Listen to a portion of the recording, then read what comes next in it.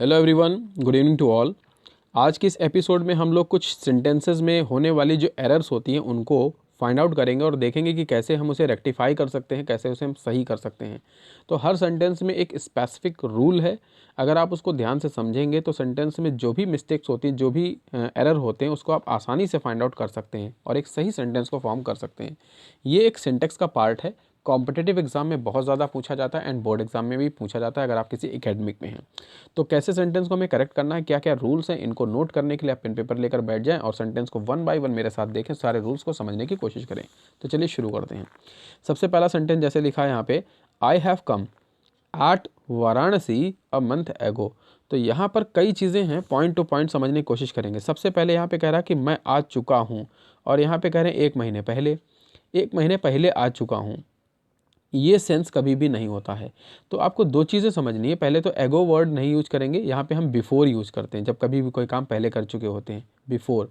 एगो हम लोग काल के लिए यूज करते हैं, जब बहुत पुराना कोई काल होता है तब की बात करते हैं। तो यहाँ पर ये तो नहीं होगा। दूसरा, हम आ चुके हैं कि कंडीशन नहीं बतानी है, मैं आया एक महीने पहले, हम ये हिंदी में सेंस से बोलते हैं। देखिए होता क्या है, सेंटेंस का फॉर्मेशन जो है उच्चारण और व्याकरण इन दोनों पर निर्भर करता है। उच्चारण सही होना चाहिए और व्याकरण उसका सही होना चाहिए। तो वैसे ही अंग्रेजी में भी है सेम, जैसा हिंदी में होता है। तो यहाँ पर आई हैव कम नहीं होगा, आई केम। हम इस तरह से इस बात को लिखेंगे कि आई केम, और हम जहाँ आए हैं वहाँ की बात करेंगे। अब जहाँ आए वहाँ की बात में इसमें बहुत सी मिस्टेक्स हैं। सबसे पहले तो यहाँ पर हम आई हैव कम की जगह लिखेंगे आई केम, मैं आया, और एट वाराणसी लिखा गया है। तो वाराणसी एक बड़ा जिला है और बड़ा उत्तर प्रदेश का बहुत ही प्रसिद्ध जिला है, हम सभी जानते हैं। तो यहाँ पर इसके पीछे पहले प्रीपोजिशन एट का यूज़ किया गया है, जो कि गलत है।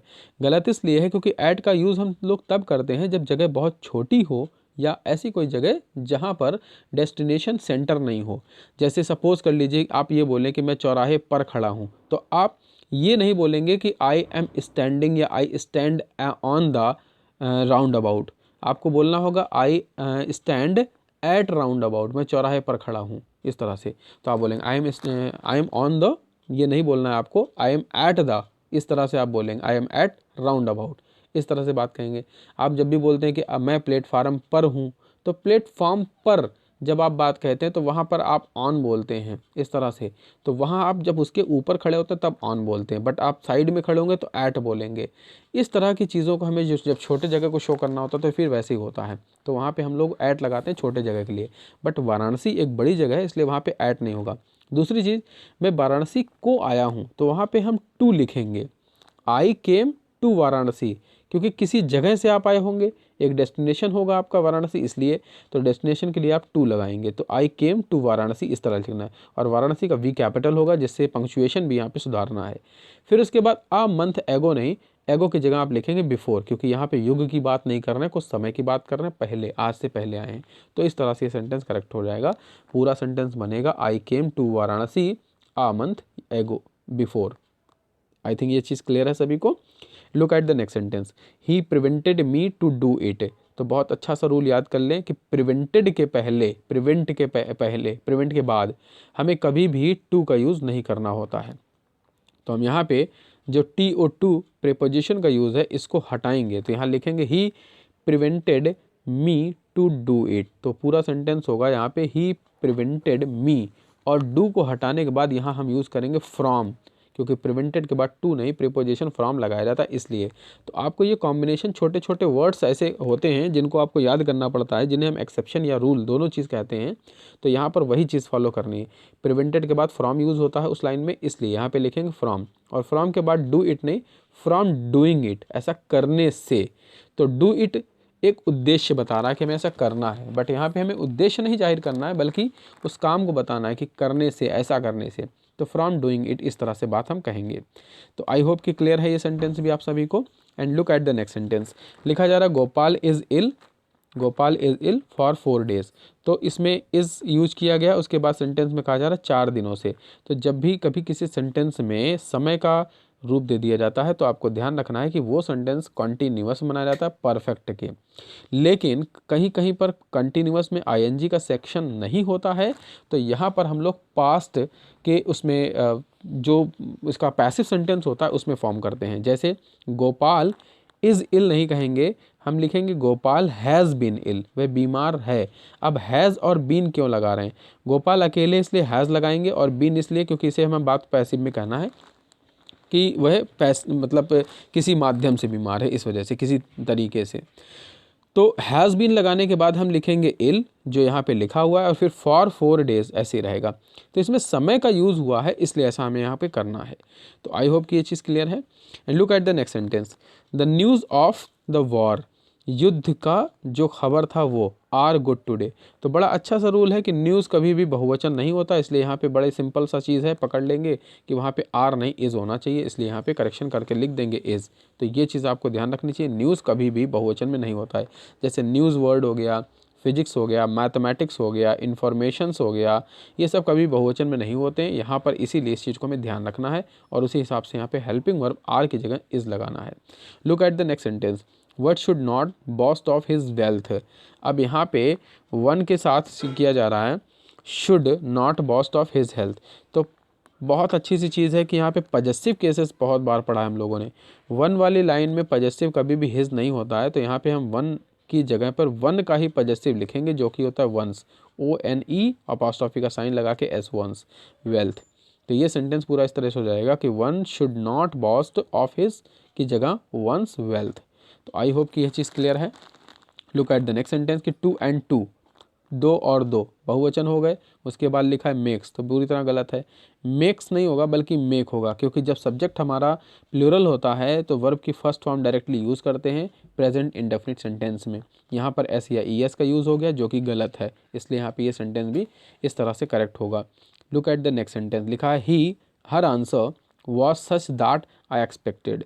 तो यहाँ पर आपको ध्यान रखना है कि सच के बाद कभी भी दैट का यूज़ नहीं होता है, सच के बाद हमेशा एज का यूज होता है।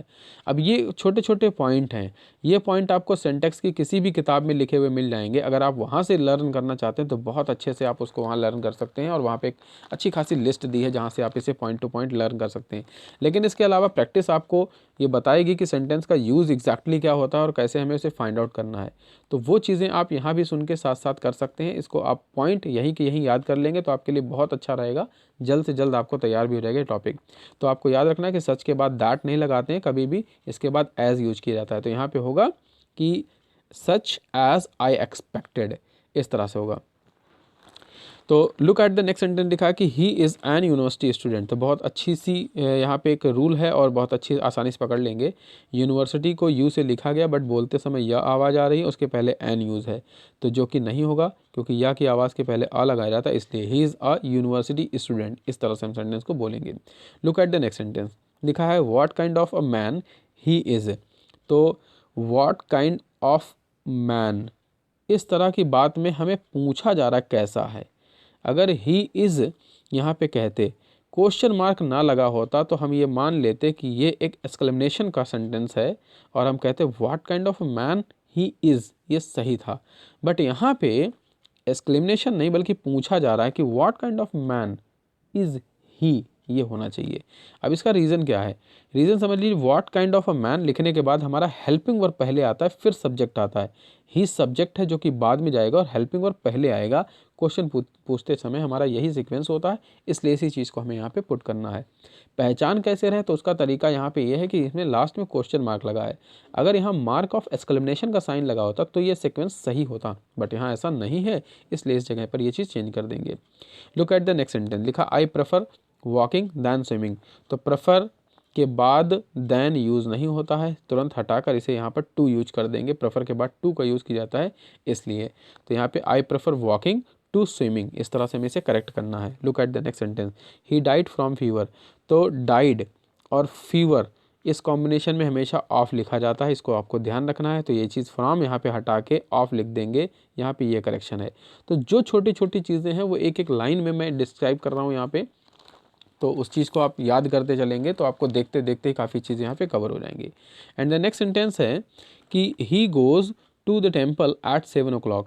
तो यहाँ पर भी देखिए क्या चीज़ सेंटेंस दिया हुआ है, किस तरह से गलत है, तो इसको पकड़ने की कोशिश करें। यहाँ लिखा है कि ही एंड गोज़ और गोज़ के बाद टू टेम्पल। तो तो जब कोई डेस्टिनेशन होता है और टेम्पल जैसी जगह को बात बताते हैं तो हम गोज़ टू नहीं कहते हैं डायरेक्टली, तो यहाँ पे कहेंगे goes to the temple. The लगाएंगे क्योंकि यहाँ पर किसी विशेष जगह की बात कर रहे हैं इसलिए ऐसा है। तो आर्टिकल यहाँ पे द यूज करना एट 7 o'clock, बाकी ऐसे ही सेंटेंस रहेगा। द नेक्स्ट सेंटेंस है she resembles to her father. अब यहाँ पे रिजम्बल्स लिखा है लेकिन उसके बाद टू लगा दिया गया है, तो रिजम्बल के बाद भी कभी टू का यूज़ नहीं करते हैं, इन्फिनेटिव नहीं आता है, इसलिए यहाँ पर भी ये चीज़ हम हटा देंगे। रिजम्बल में टू ऑलरेडी जो है इसके अंदर समाहित होता है, इसलिए यहाँ पर भी चीज़ को नहीं लगाएंगे। तो यहाँ पे लिखेंगे शी रिजम्बल्स हर फादर, यहाँ पे इस तरह सेंटेंस बनेगा। नेक्स्ट सेंटेंस है यू आर लेट ऑलवेज। इस सीक्वेंस में ऑलवेज जो है लास्ट में दिया हुआ है, जो कि यहाँ पे ऐसे नहीं होगा, लिखा जाएगा यू आर ऑलवेज लेट, ये सीक्वेंस होता है। तो ऑलवेज को यहाँ पे लास्ट में नहीं लिखेंगे बल्कि इसके लेट के पहले लिखेंगे। इस कंडीशन को बनाना है क्योंकि यहाँ पर एडवर्ब बन रहा है इसका, इसलिए।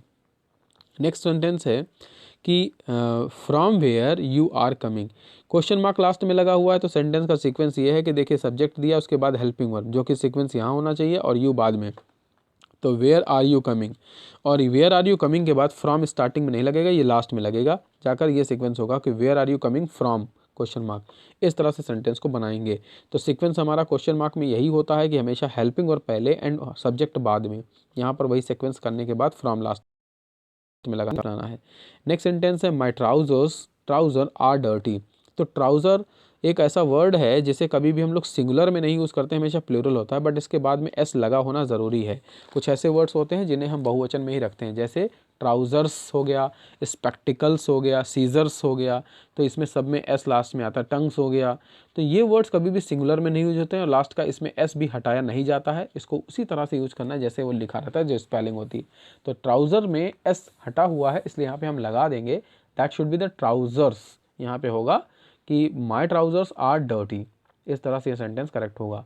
एंड द लास्ट सेंटेंस है I will avail this chance. तो यहाँ पर गलती ये है कि इसमें कहा जा रहा है कि मैं इस चांस को लूँगा, लेकिन मैं इस चांस को लूँगा तो यहाँ पे होना चाहिए मैं खुद इस चांस को लूँगा या खुद इस मौके को लूँगा। तो यहाँ पर एक रिफ्लेक्सिव वर्ड यूज होना चाहिए जो आई का हो, तो इस तरह से सेंटेंस तभी सही माना जाएगा।